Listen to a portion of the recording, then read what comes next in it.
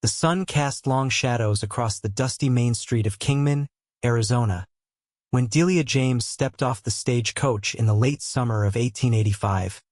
Her leather-bound books clutched to her chest and determination etched across her face. The townspeople stared openly at her tailored traveling suit and the confident way she surveyed what would be her new home, a woman alone, and clearly not a mail-order bride. The stagecoach driver handed down her trunk, heavy with the weight of knowledge rather than fashionable dresses. "Madam, you sure this is where you want to be?" he asked, eyeing the saloon across the street where raucous laughter spilled into the afternoon heat. "Quite sure. Thank you," Delia replied, her Boston accent immediately marking her as an outsider. At 25, she had graduated from one of the few women's colleges that offered a rigorous education, and she had come west with a purpose to establish a proper school in this frontier town, where education meant more than the basics of reading and ciphering. As Delia stood contemplating how to transport her heavy trunk to the boarding house, a tall figure emerged from the shadows. His worn leather chaps and sun-weathered skin told of long days in the saddle, but it was his eyes startlingly blue against his tanned face that caught her attention. "Need some help with that trunk, miss?" His voice was deep and rough like the desert that surrounded them. "Yes, thank you. I'm to stay at Mrs. Peterson's boarding house," Delia replied, noticing how he seemed to appraise her, taking in her city clothes and the books in her arms. "Name's Boone Ryder," he said, lifting her trunk with ease. "Just got back from driving cattle up from the southern ranges." "Delia James," she responded, falling into step beside him. "I'm the new schoolteacher." Boone nodded but said nothing more as they walked the short distance to the boarding house. Delia was accustomed to this reaction from men, a polite acknowledgement followed by distance once they realized she wasn't just any woman but an educated one.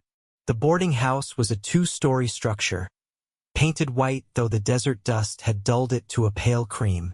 Mrs. Peterson, a widow with silver-streaked hair and kind eyes, welcomed Delia warmly. "We've been awaiting your arrival, Miss James," she said, leading Delia to a small but clean room on the second floor. "The town council was quite impressed with your credentials. Harvard Annex, wasn't it?"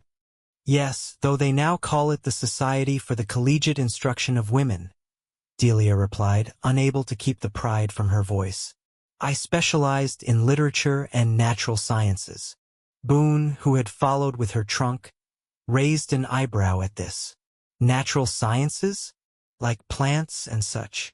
Delia turned to him, surprised he'd spoken. "Plants, animals, geology, astronomy, the study of our natural world." "Ha!" was all he said, setting the trunk down at the foot of her bed. He tipped his hat slightly. "Welcome to Kingman, Miss James." And then he was gone, boots echoing on the wooden stairs. Mrs. Peterson clucked her tongue. "Don't mind Boone. He's one of the good ones, works hard for the Double Circle Ranch. Not much for schooling, though. Few are out here," Delia said with a sigh. "But that's why I've come." That evening, as Delia unpacked her books and organized her teaching materials, she couldn't help but think about Boone Ryder. There had been something in his eyes when she'd mentioned her education, not the usual dismissal she was accustomed to from men, but something that looked almost like curiosity. The next morning, Delia rose early to inspect the schoolhouse. The building was simple, one room with rows of rough-hewn desks facing a larger desk and blackboard at the front. The windows were without glass, covered only by wooden shutters that could be opened to let in light and air. It was primitive compared to the schools back east, but it would serve her purpose. As she was examining the sparse collection of books on a small shelf, the door creaked open. Boone Ryder stood in the doorway, his tall frame silhouetted against the morning light. "Miss James," he said, removing his hat. "Sheriff asked me to check if you needed anything for the schoolhouse. Town council's planning to get some supplies from Prescott next week." Delia straightened, surprised at his appearance. That's thoughtful. Yes, I'll make a list of essentials. The book collection is woefully inadequate, and the maps are outdated. Boone stepped inside, looking around the schoolroom with what seemed like discomfort. Never spent much time in places like this, he admitted. Left school after my pa died when I was 12. Had to help Ma with the younger ones. That's often the way on the frontier, Delia said, softening her tone. But education is important, Mr. Ryder. It opens doors to opportunities that might otherwise remain closed. Doors don't need opening when you're happy where you are, he replied, but without hostility. Been cowboying since I was 13. Good at it too. Delia approached him, curious now. And do you read, Mr. Ryder? He shifted his weight, looking slightly uncomfortable. Some. Enough to get by. And write. My name. Figure prices in my head pretty good though, he added, a note of pride entering his voice. Delia nodded, an idea forming. Would you be interested in improving those skills? I could offer evening lessons for adults who wish to further their education. Boone looked at her directly now, those blue eyes intense. Why would you want to teach a cowboy like me? Because knowledge belongs to everyone, Mr. Ryder, not just those fortunate enough to attend formal institutions, Delia replied firmly. And because I suspect you're more curious than you let on. A slight smile touched his lips. You suspect right, Miss James? He hesitated, then said words that would change both their lives. Teach me everything you know. The directness of his request took Delia by surprise. Men in her experience either patronized her intelligence or were intimidated by it. They certainly didn't ask her to share her knowledge with such straightforward interest. Everything I know would take several lifetimes, Mr. Ryder, she replied with a small smile. But I could certainly help you improve your reading and writing, and perhaps introduce you to literature, mathematics, and sciences that might interest you. When do we start? He asked, and there was something in his expression, earnestness mixed with determination, that resonated with Delia. Tomorrow evening, after I've finished preparing for the children's classes. 7 o'clock. Boone nodded, placing his hat back on his head. I'll be here. And Miss James? Thank you. After he left, Delia sat at her desk, contemplating this unexpected turn of events. Teaching children was her assigned duty, but educating an adult who genuinely wanted to learn, that was a different kind of fulfillment altogether. The following day, Delia met her students for the first time. There were 23 children ranging in age from 6 to 15, some eager, others clearly present only at their parents' insistence. She assessed their knowledge and was dismayed to find that even the older children struggled with basic reading comprehension and arithmetic. We've got to work in the fields and with the cattle, miss, explained 15-year-old Thomas Miller when Delia questioned why his reading skills were so undeveloped. Book learning don't put food on the table. Doesn't, Delia corrected gently. And while I understand the practical demands of frontier life, education can improve your circumstances in ways you perhaps haven't considered. By the end of the day, Delia had developed a better understanding of the challenges she faced. These children needed practical education that they could see the value in, not just abstract knowledge.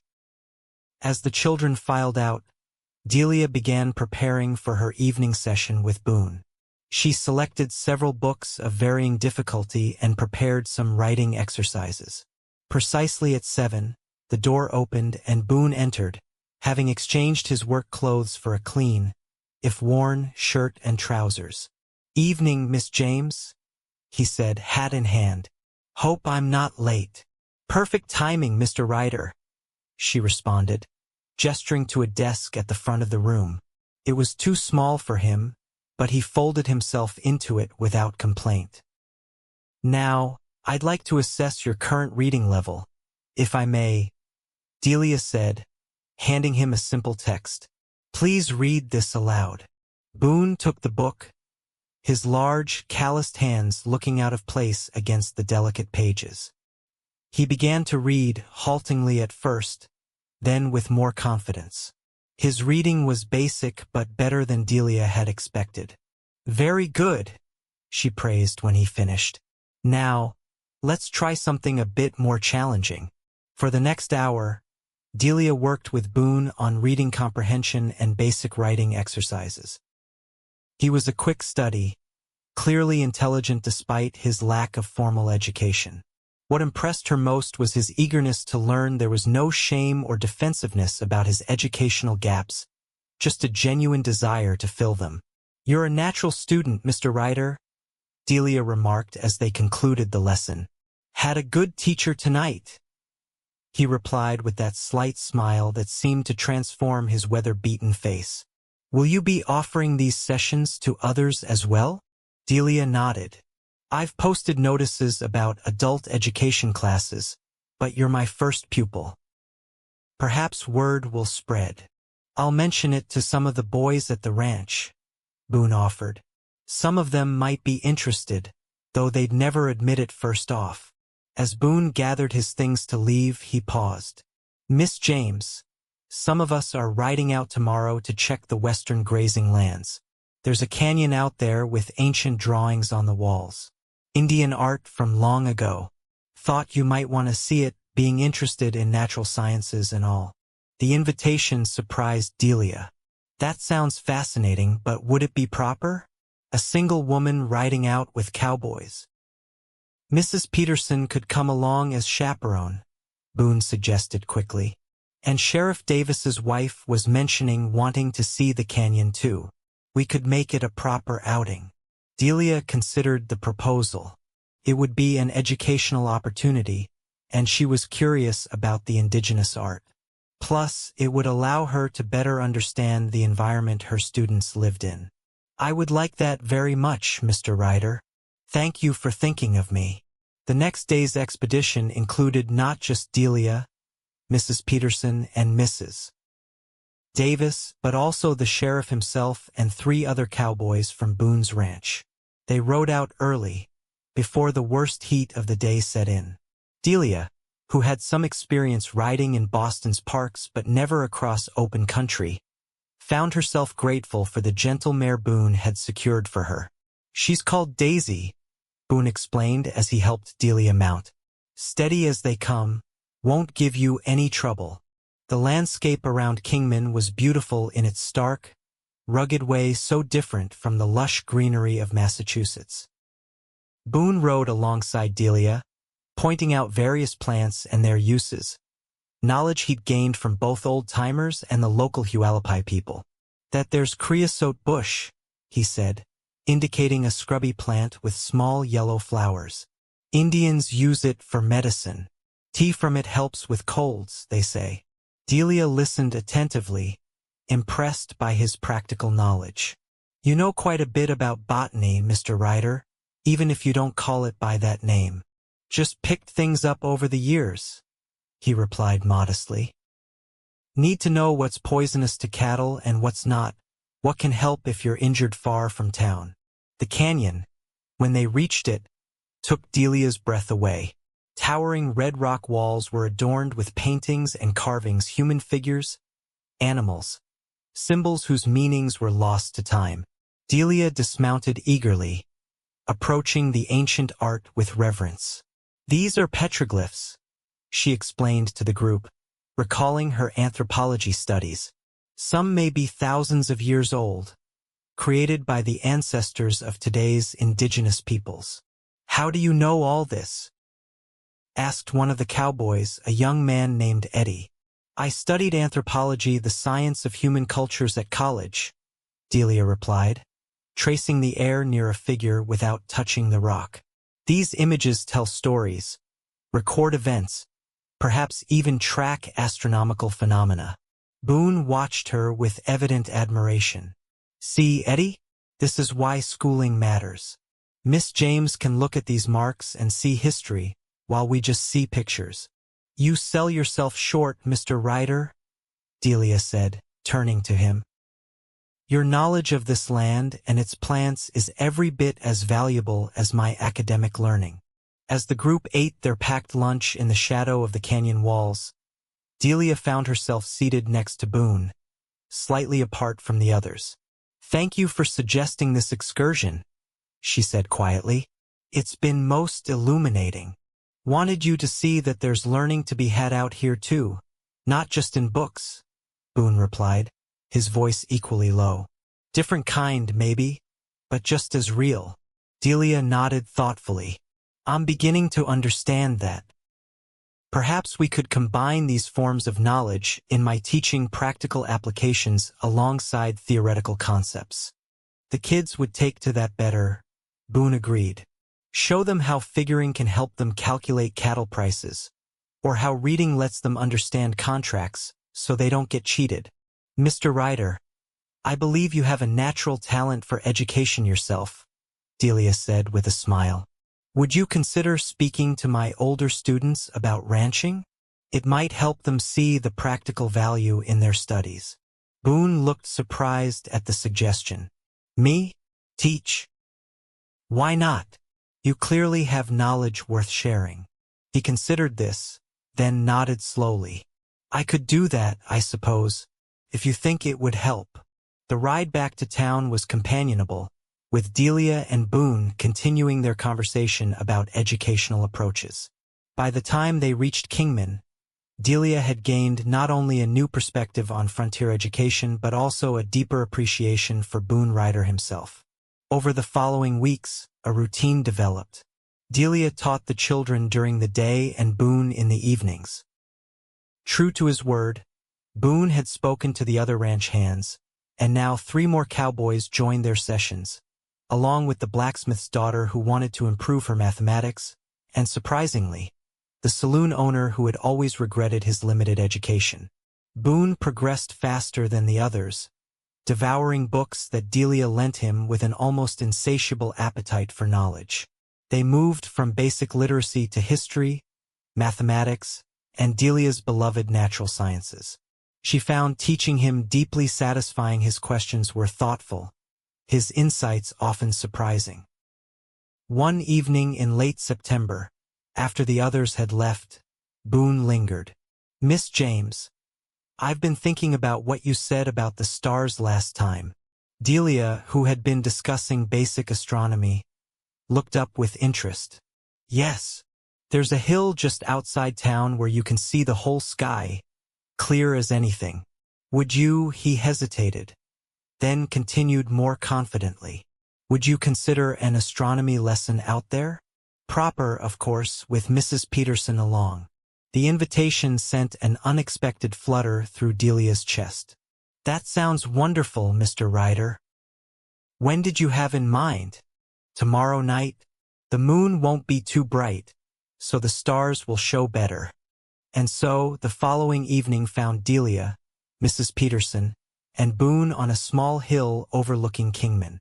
They had brought blankets to sit on, and Delia had brought her prized possession, a small but quality telescope that had been a graduation gift from her father. As darkness fell completely, the stars emerged in numbers Delia had never seen in Boston, where city lights dimmed the night sky. The Milky Way stretched across the heavens like a river of light, and Delia gasped at the beauty of it. "It's magnificent," she breathed, adjusting her telescope. "Never gets old," Boone agreed, his voice soft in the darkness. "Used to navigate by them sometimes, driving cattle at night." Delia began pointing out constellations, explaining the myths behind them and the actual astronomical facts. Boone listened intently, occasionally asking questions that showed he was truly engaging with the material. Mrs.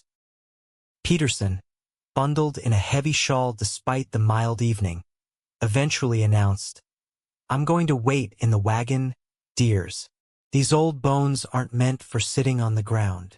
She fixed them both with a knowing look. "I trust you'll both remain proper." "Of course, Mrs. Peterson," Delia assured her, though she felt a blush rising in her cheeks. Once they were alone, a comfortable silence fell between them as they continued to gaze upward. Finally, Boone spoke. "Miss James, Delia, if I may, I want to thank you. Delia turned to look at him, surprised by his use of her first name but not displeased. For the astronomy lesson? For everything. For treating me like I had a brain worth filling. For not looking down on me because I couldn't read well or write properly. He corrected himself with a small laugh. Most educated folks I've met acted like I wasn't worth their time. Delia's heart softened at his words. Education doesn't make anyone better than anyone else, Boone. It's just a tool like your lariat or your writing skills. And you've been an exceptional student. Had an exceptional teacher, he replied, his eyes finding hers in the starlight. Never met a woman like you before. Smart, yes, but kind with it. Not using your learning to make others feel small. There was something in his gaze that made Delia's breath catch. For the first time in her life, she felt truly seen not as a curiosity, an educated woman to be either dismissed or placed on a pedestal, but as herself with all her complexities and contradictions.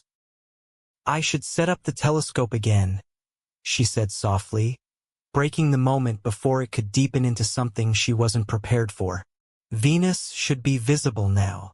But as she adjusted the instrument, she was acutely aware of Boone beside her, his presence somehow both comforting and exhilarating.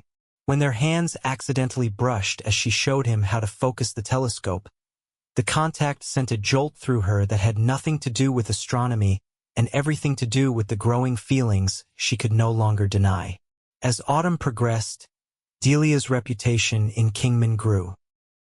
Her innovative teaching methods combining practical applications with theoretical knowledge were showing results.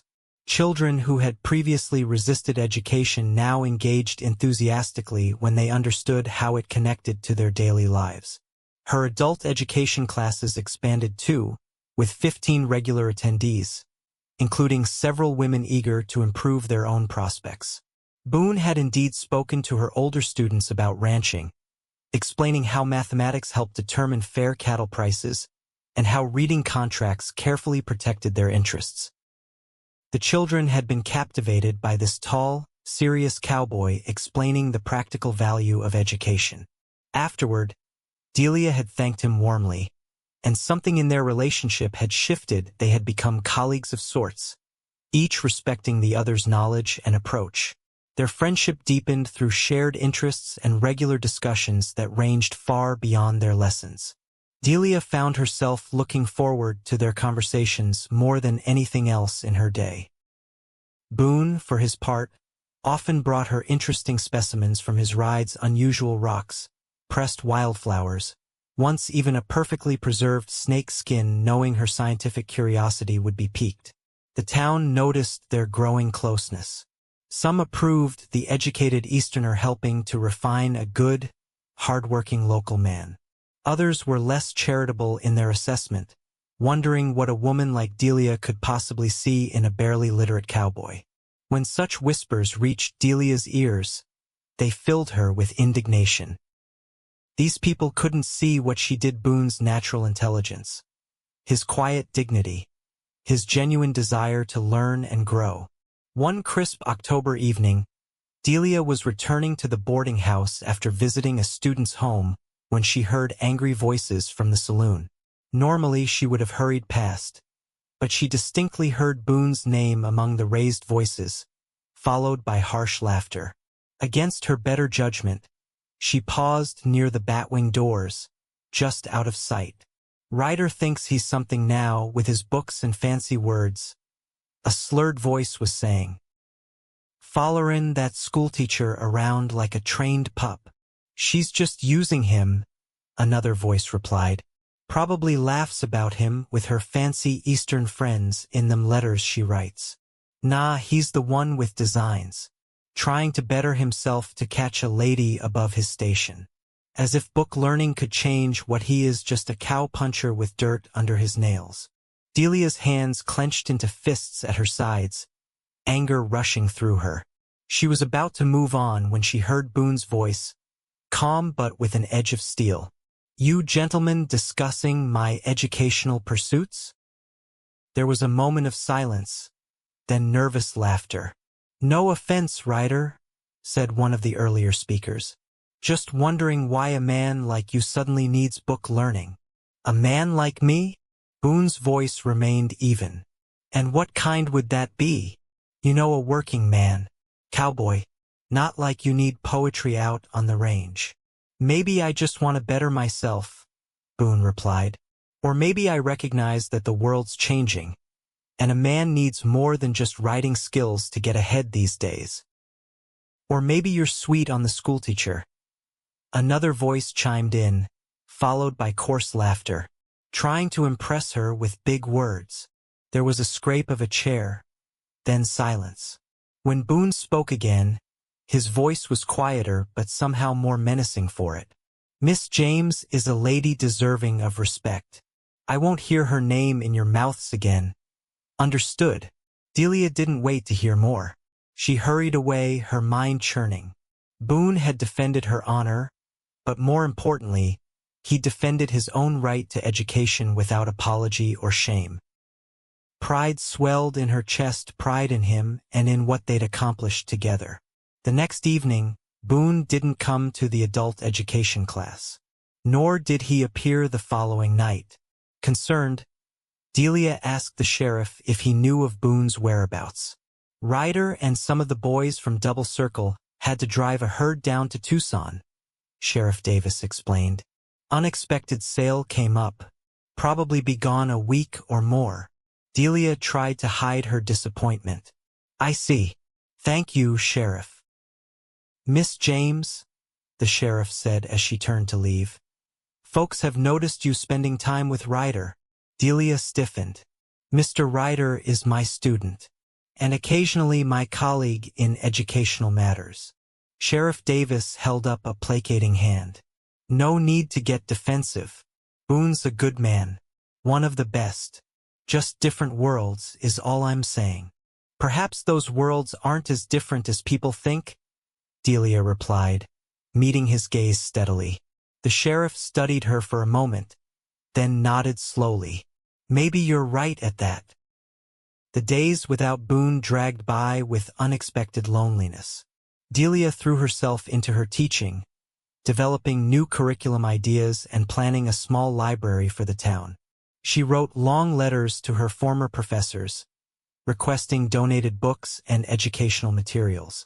But in quiet moments, her thoughts drifted to Boone, his focused expression when working through a difficult passage, his rare but transformative smile, the way he made her feel both respected as a teacher and valued as a woman. Almost 2 weeks passed before Delia, walking home from school one afternoon, looked up to see a familiar figure dismounting from a dust-covered horse in front of the boarding house. Her heart leapt, and before she could compose herself, she was hurrying toward him. "Mr. Ryder, you've returned." Boone turned, his face lighting up at the sight of her. "Miss James," he said, removing his hat. He looked tired but pleased to see her. "Just got back. Drive went longer than expected. Was it successful?" she asked, suddenly conscious of standing in the middle of the street with him, aware of curious eyes watching from storefronts. "Very.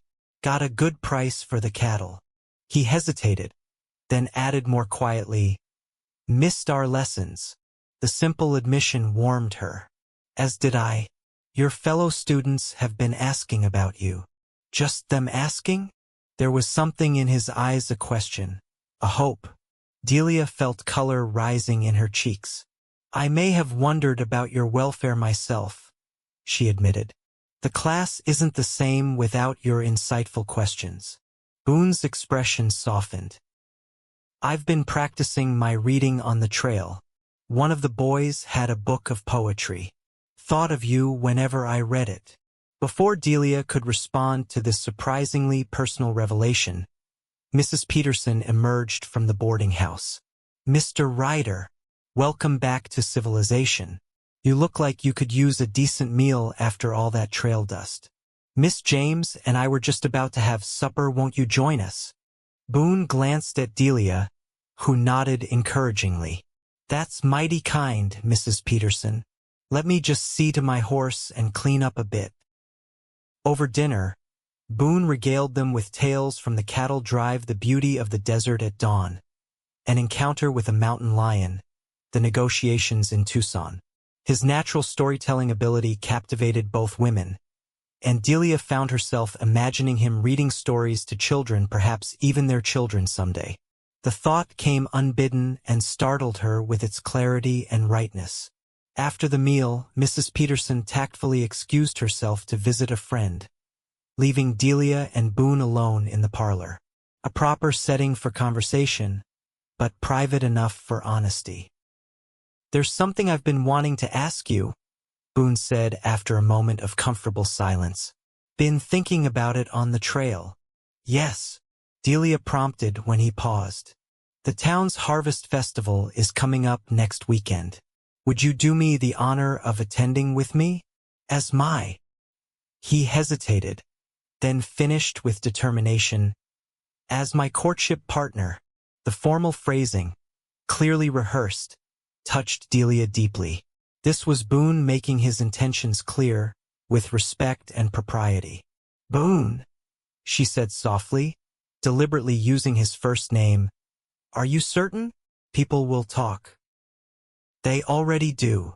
Let them," he replied with surprising vehemence. "I'm not ashamed of my feelings for you, Delia, nor of who I am. You've taught me that my worth isn't measured by how many books I've read or what kind of work I do." "And what feelings would those be?" Delia asked, her heart racing. Boone moved to sit beside her on the settee, keeping a respectful distance but close enough that she could see the sincerity in his eyes. "I admire you more than any woman I've ever known. Your intelligence, yes, but also your kindness, your passion for teaching, the way you see potential in everyone. I find myself thinking about you day and night, wondering what you'd think of something I've seen or read, wanting to share it with you." He took a deep breath before continuing. "I know I'm not the kind of man your family probably expected you to choose. I'm still learning, still rough around the edges. But my feelings are genuine, and I believe we could build something good together." Delia's eyes filled with unexpected tears. No man had ever spoken to her this way, acknowledging her intelligence as an asset rather than an impediment to romance, valuing her for precisely the qualities that had previously alienated potential suitors. "Boone," she said, her voice thick with emotion, "I would be honored to attend the festival with you, and I share your feelings. You've shown me that true intelligence isn't about degrees or book learning, but about curiosity, empathy, and willingness to grow." The smile that transformed Boone's face was like sunrise after a long night. Slowly, carefully, he reached for her hand, giving her every opportunity to withdraw. When she didn't, he enfolded her smaller hand in his larger one, the calloused palm warm against her skin. "Thank you," he said simply, but the words contained multitudes. They sat like that for several minutes, hands joined, hearts aligned, until the sound of Mrs. Peterson returning prompted them to move slightly apart, though something fundamental had changed between them. A bridge crossed that could never be uncrossed. News of their courtship spread through Kingman like wildfire. Reactions were mixed, as expected. Some, particularly those who had benefited from Delia's teaching or witnessed Boone's intellectual growth, were supportive. Others were skeptical or openly disapproving. A refined Eastern lady and a cowboy made an unlikely pair in their eyes. Delia found herself caring less about these opinions than she would have imagined. Her family back east was another matter. Her letters home had mentioned Boone as a particularly promising student, but she had yet to reveal the deeper nature of their relationship. That would come in time, once she was more certain of their path forward. The Harvest Festival arrived on a perfect autumn day, clear skies, golden sunlight, and air crisp enough to enliven the spirit. Boone arrived at the boarding house looking transformed in a new shirt, clean trousers, and a vest Delia had never seen before. His hair was neatly trimmed, and he carried a small bouquet of desert wildflowers. "You look very handsome, Mr. Ryder," Delia said formally, though her eyes conveyed a warmer message. "And you're beautiful, Miss James," he replied, his gaze taking in her blue dress with undisguised appreciation. The festival was held in the town square, decorated with cornstalks and pumpkins. There were contests of skill, food stalls, music, and dancing. As Boone escorted Delia through the festivities, she was conscious of curious glances, but also of how naturally they fit together despite their apparent differences. During a lively square dance, Boone surprised her with his skill. "Where did you learn to dance like this?" she asked as he guided her confidently through the steps. "Ranch socials," he replied with a grin. "A cowboy who can't dance doesn't get many partners." Later, as they sat sharing a slice of apple pie, Sheriff Davis approached with his wife. "Miss James Ryder," he greeted them, his expression friendly. "Enjoying the festival?" "Very much, Sheriff," Delia replied. "The town has outdone itself with the preparations." "Credit goes to the ladies' committee," Mrs. Davis said, then added with a meaningful look, "You should consider joining, Miss James. They could use someone with your organizational skills." The invitation was significant an acceptance into the inner circle of Kingman's established women, despite her unorthodox courtship. "I'd be pleased to help," Delia replied, touched by the gesture. As the day progressed into evening, lanterns were lit around the square, creating a magical atmosphere. Boone led Delia to a quieter spot beneath a cottonwood tree.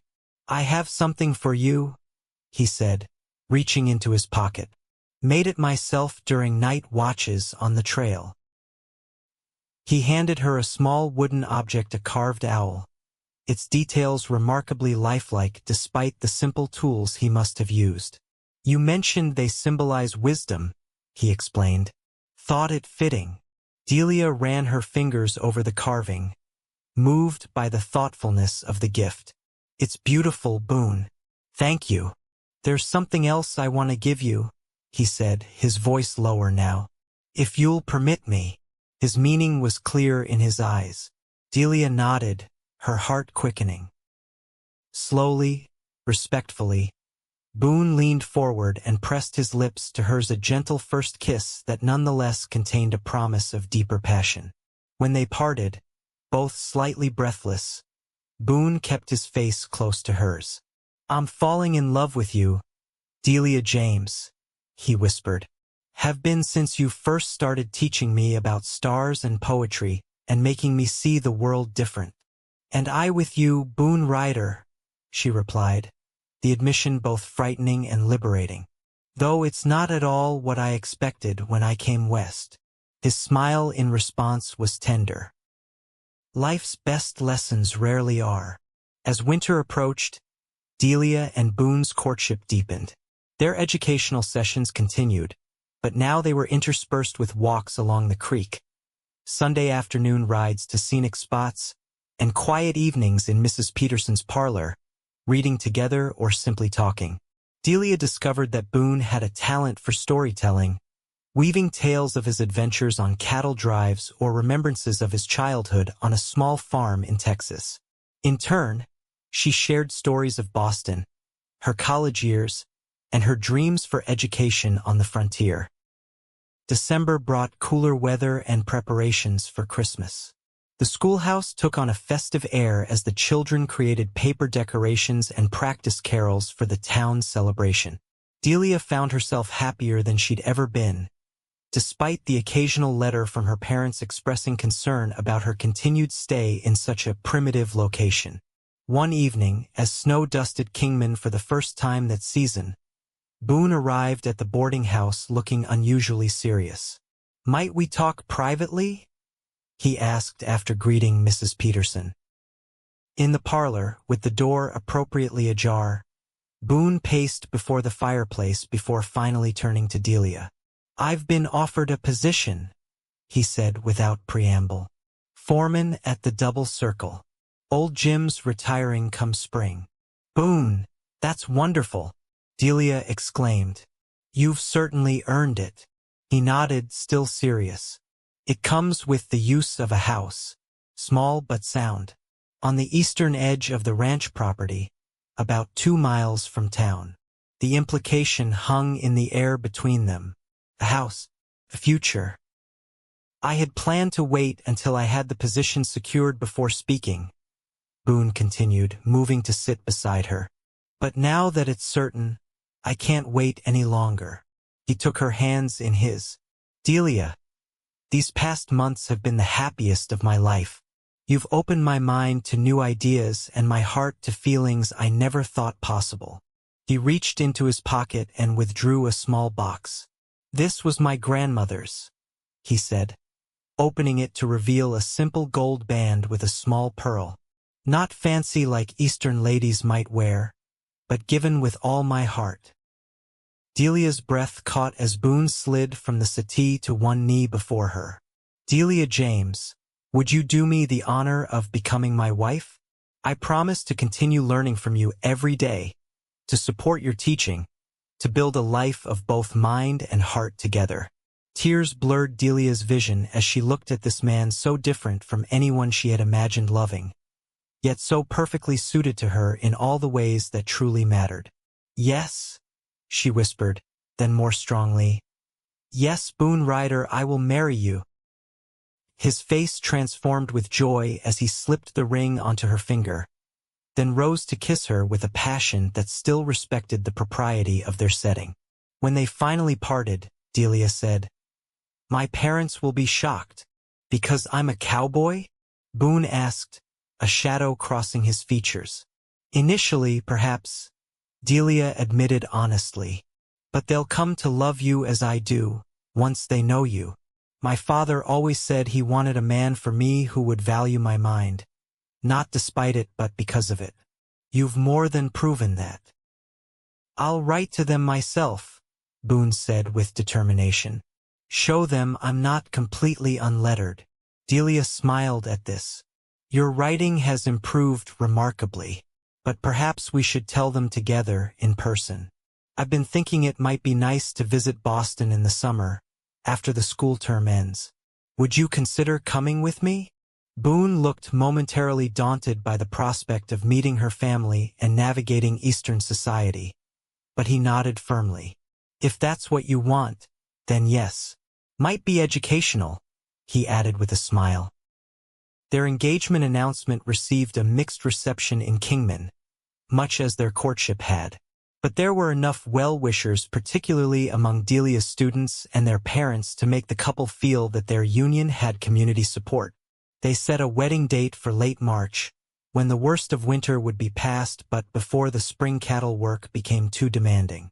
Delia wrote to her parents with the news, enclosing a separate letter from Boone introducing himself.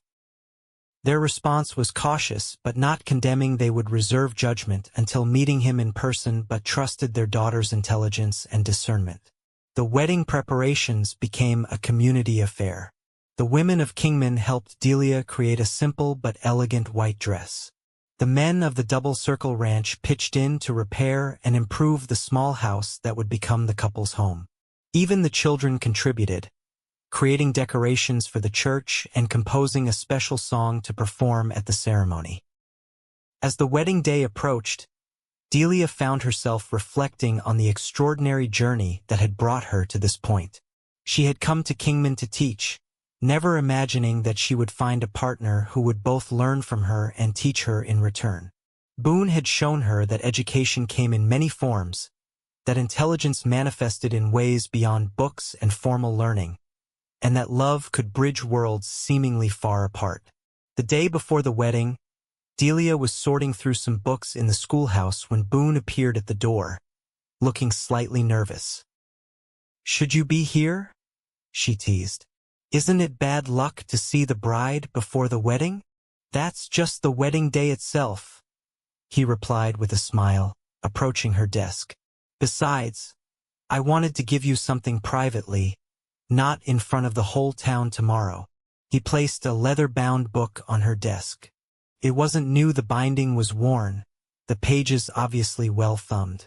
Delia opened it curiously to find it was a journal, filled with Boone's increasingly confident handwriting. I've been keeping it since we started our lessons, he explained, a touch of color in his weathered cheeks. Writing down what I learned each day, my thoughts about the books you lent me, things I wanted to remember. Delia turned the pages, deeply moved by this tangible evidence of their journey together. There were quotes from poems they'd read, observations about scientific principles she'd explained, and increasingly, reflections about her respectful, admiring notes about her teaching style, her patience, her passion for knowledge. The later entries were more personal, charting his growing feelings for her with a simple eloquence that brought tears to her eyes. Your intelligence intimidated me at first, one passage read. Now it's one of the things I love most about you. Boone, this is precious, she said, looking up at him with shining eyes. Thank you for sharing it with me. Wanted you to see that you've made a difference, that all your teaching took root. He moved closer, taking her hands. And I want you to know that I understand what you're giving up to stay here to marry me. Your family, the culture of the East, maybe even advancement in your profession. Delia shook her head firmly. I'm not giving up anything that matters. I'm gaining a partner who respects my mind and my heart equally, who encourages me to grow even as he grows himself. There's no greater gift. The wedding day dawned clear and mild, as if nature itself approved of the union. The small church was filled beyond capacity, with children sitting on the floor at the front and latecomers standing at the back. Sheriff Davis gave the bride away, Mrs. Peterson served as matron of honor, and the ranch foreman stood as Boone's best man. When Delia entered on the sheriff's arm, a collective murmur of appreciation rose from the assembly. Her dress was simple but elegant, her hair adorned with desert wildflowers, and her face radiant with happiness. But it was Boone's reaction that mattered most to her, the look of wonder and love in his eyes as he watched her approach. The ceremony was brief but meaningful, with Boone's voice strong and sure as he recited his vows, the words he had carefully memorized flowing without hesitation. Delia's response was equally clear, her promise to love and honor him spoken from the depths of her heart. When the minister pronounced them husband and wife, Boone's kiss was both tender and possessive, a promise of the life they would build together, a life that would bridge the worlds of intellectual pursuit and practical living. The celebration afterward was joyous, with food contributed by every family in town, music provided by local musicians, and dancing that continued well into the evening. As dusk fell, the newlyweds slipped away to begin their life together in their small but welcoming home. That night, as they lay in each other's arms, having discovered the physical expression of their love with the same blend of respect and passion that characterized their relationship, Delia traced the strong lines of her husband's face. "Are you happy, Mrs. Ryder?" Boone asked softly, still seeming to marvel at the reality of their union. "Completely," she replied with a smile, "though I may continue to use Miss James professionally, if you don't mind." "Not at all," he assured her. "Your teaching is part of who you are, part of why I love you." Delia nestled closer to him, thinking of the future stretching before them. "I've been considering starting a small library for the town, perhaps in a corner of the schoolhouse at first. Would you help me?" "Of course," Boone replied, his hand stroking her hair. "And I've been thinking that once I get settled as foreman, I might take some of the younger ranch hands under my wing, teach them reading and figures along with cattle work." Delia raised herself on one elbow to look at him, delighted by this initiative. "You'd be wonderful at that, teaching what you've learned in your own way. Learned from the best," he said with a smile, pulling her down for a kiss. "And still learning every day." As spring bloomed across the Arizona territory, Delia and Boone settled into married life with a happiness that seemed to grow daily. Their small house quickly became a home, filled with books alongside practical ranch implements. Botanical specimens Delia collected displayed next to Boone's leather working tools. It was a physical manifestation of their partnership, two worlds harmoniously combined. Boone took to his role as ranch foreman with natural authority, earning the respect of the men through his fair treatment and willingness to work alongside them. As he had planned, he began offering basic education to the younger hands, teaching reading and mathematics in the bunkhouse during evening hours. Word of his success reached neighboring ranches, and soon cowboys from miles around were finding excuses to visit Double Circle on lesson nights. Delia continued teaching at the schoolhouse, but now with Boone's support, she expanded her efforts. The town library became a reality when a wealthy cattle buyer, impressed by the educational initiatives in Kingman, donated funds for books and shelving. Delia's adult education classes grew to include specialized topic science for ranchers, business accounting for shopkeepers, literature appreciation for those seeking cultural enrichment. In June, as planned, Delia and Boone traveled east to meet her family. Boone approached the journey with determination, reading extensively about Boston and practicing more formal speech patterns for weeks beforehand. His nervousness touched Delia deeply. This man who could face stampeding cattle without flinching was anxious about making a good impression on her family. Boston was initially overwhelming for Boone, the crowds, the buildings, the different pace of life, but he observed everything with keen intelligence, asking thoughtful questions and adapting quickly. By the time they reached Delia's family home in Beacon Hill, he had gained confidence in navigating this new world. Dr. Thomas James, Delia's father, was a professor of literature at Harvard, and her mother, Eleanor, was active in women's suffrage and educational reform. They greeted their daughter warmly and her husband with cautious politeness. That first evening was somewhat strained, with Delia's parents clearly assessing whether this frontierman was worthy of their accomplished daughter. The turning point came the following day when Dr. James invited Boone to his study, ostensibly to show him his book collection. Once there, he began what was clearly a subtle intellectual interrogation, testing Boone's knowledge and understanding. To Delia's pride but not surprise, Boone held his own, admitting when he hadn't read a particular work but demonstrating thoughtful engagement with those he had, and showing a remarkable ability to connect literary ideas to practical life experiences. "Your husband is not what I expected," Dr. James told Delia later, as they walked in the garden. "He has a natural intelligence that formal education has merely shaped, not created."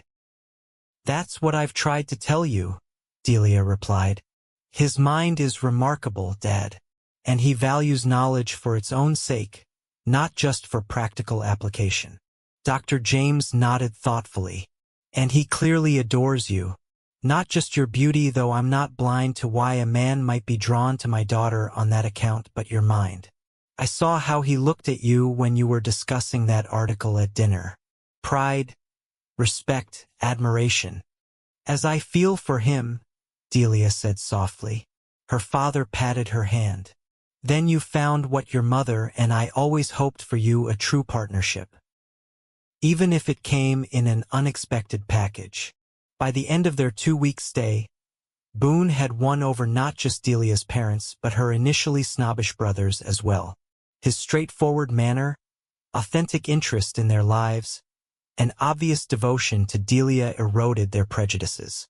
When the time came to return to Arizona, there were genuine tears and promises of future visits in both directions. On the train journey west, Boone reflected on the experience. "Your family's world is fascinating, Delia. The lectures, the museums, the conversations about ideas. I understand better now where you come from. Did you feel out of place?" she asked, watching his face carefully. "At first," he admitted, "but less as time went on. Your father treating me as an intellectual equal meant a great deal." "Because you are," Delia said firmly. "Different experiences and knowledge, but every bit as thoughtful and insightful." Boone smiled, taking her hand. "Still, I'm glad we're going home. I missed our house, the open spaces, even missed the cattle. he added with a laugh. Home. The word warmed Delia's heart. Kingman had truly become home, in a way Boston no longer was. Her life with Boone, their shared work, their deepening love, their continuing mutual education fulfilled her in ways she hadn't known were possible. As summer turned to fall, Delia made an important discovery: she was expecting their first child. When she told Boone, his reaction was everything she could have hoped for: joy, tenderness, and immediate protective concern for her welfare. "You'll need to take it easier," he insisted that evening as they sat on their small porch watching the sunset. "Maybe cut back on your teaching hours." Delia laughed softly. "Women have been having babies while working far harder than teaching school for centuries." "Boone, I'll be fine." "Still," he persisted, his hand resting protectively over hers on her still flat stomach. "Promise you'll tell me if you're tired or unwell." "I promise," she agreed, touched by his concern. As her pregnancy progressed, Delia found herself the recipient of advice and support from every woman in Kingman. Even the most initially skeptical about her marriage now embraced her fully as she prepared to bring new life into their community. The Ladies' Aid Society organized a baby shower, presenting the expectant parents with handmade clothes, blankets, and a beautiful wooden cradle crafted by the town carpenter. Boone, meanwhile, threw himself into preparing for fatherhood with characteristic thoroughness. He expanded their house, adding a nursery adjacent to their bedroom. He read every book on child development that Delia could procure. And most touchingly, he began carving a set of wooden animals for their child: horses, cattle, desert creatures, each piece detailed and sturdy. "Our child will know both worlds," he told Delia as they arranged the nursery one evening in late winter. "Books and learning like your family values, but also practical skills and love of this land." Delia, now in her 8th month and feeling ungainly but radiant, smiled at this vision. "The best of both," she agreed, "and the love of two parents who respect each other's strengths." In early March of 1887, just before their first wedding anniversary, Delia went into labor during a late-season snowstorm. With the doctor unable to reach them, Mrs. Peterson and the experienced wife of one of the ranch hands served as midwives, while Boone remained by Delia's side, supporting her through each contraction with steady strength and words of encouragement. After hours of labor, their son was born, a healthy boy with Boone's blue eyes and a dusting of dark hair like Delia's. They named him Thomas Benjamin Ryder, honoring both their fathers while giving him his own identity. As Delia held their child for the first time, with Boone's arm around her shoulders and his gaze filled with wonder, she felt a completion of the journey that had begun when she stepped off that stagecoach in Kingman. She had come to teach but had learned as much as she had imparted. She had found not just a husband but a true partner who valued her mind as much as her heart. "He's perfect," Boone whispered, gently touching their son's tiny hand. "Thank you for this gift, Delia. For everything." "We're just beginning," she replied, leaning against his strength. "There's so much more to learn, to experience together." "Teach me everything you know," Boone said with a smile, echoing the words that had marked the beginning of their journey together. "And I'll do the same for you. For both of you," he added, looking at their son. "A lifetime of mutual education," Delia agreed, her heart full. "I can't imagine anything better."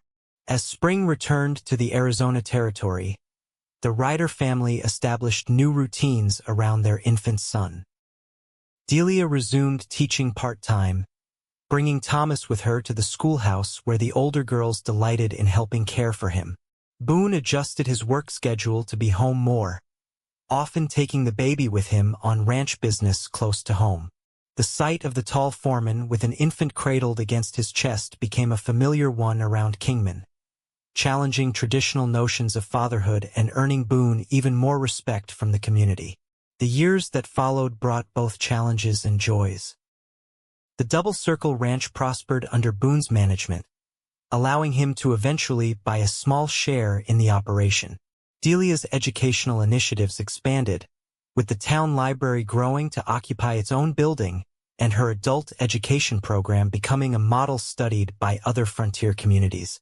They welcomed a daughter, Eleanor Rose, 2 years after Thomas, and then another son, William James, 3 years later. Their home became a center of intellectual and social life in Kingman, a place where ranchers and merchants, cowboys and teachers gathered to discuss books, share ideas, and build community.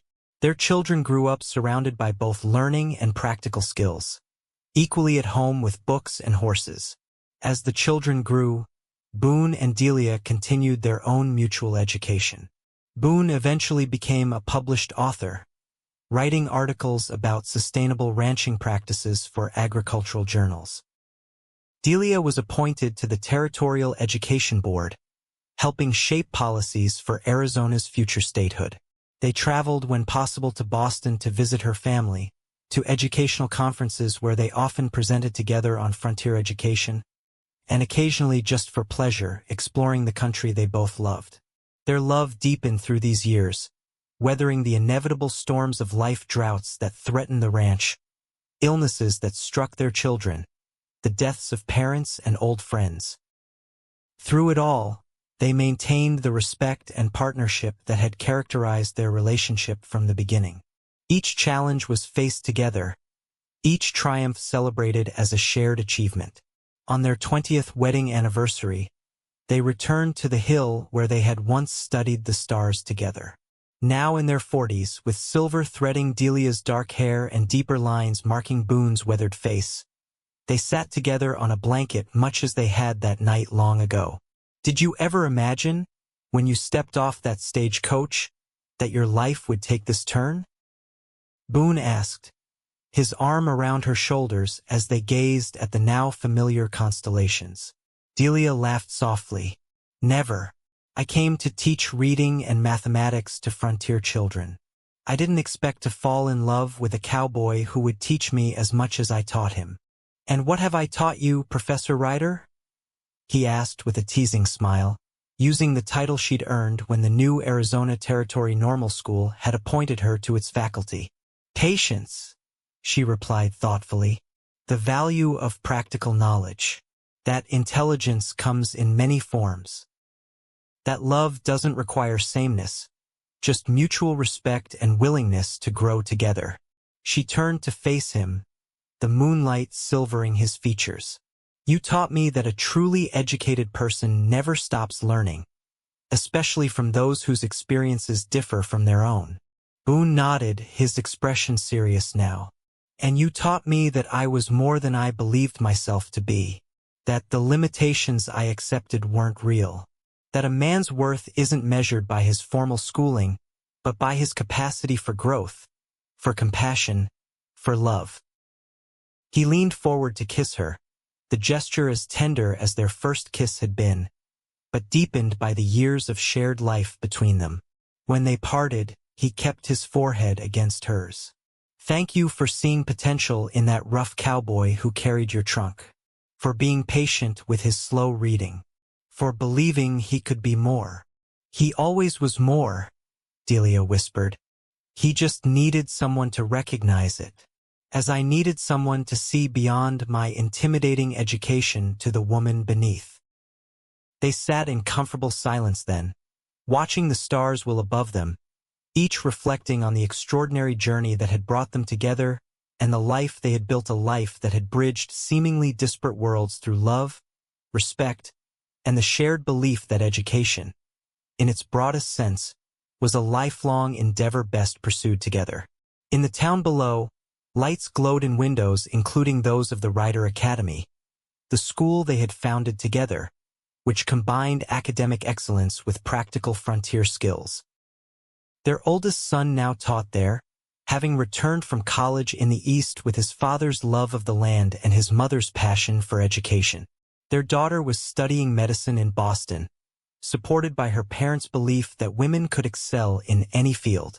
Their youngest boy, still at home, showed his father's gift for working with horses and his mother's love of literature. "We've been blessed," Boone said finally, his voice quiet in the desert night. "Yes," Delia agreed, resting her head against his shoulder, "because we were both willing to teach and both willing to learn."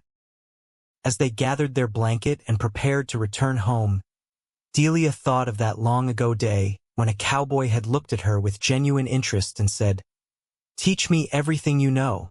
Neither of them could have anticipated where that simple request would lead to a marriage that defied conventions, to children who embodied the best of both their worlds, to a community transformed by their shared vision, and to two lives immeasurably enriched by love and mutual respect. It had been, and continued to be, the most profound education of all.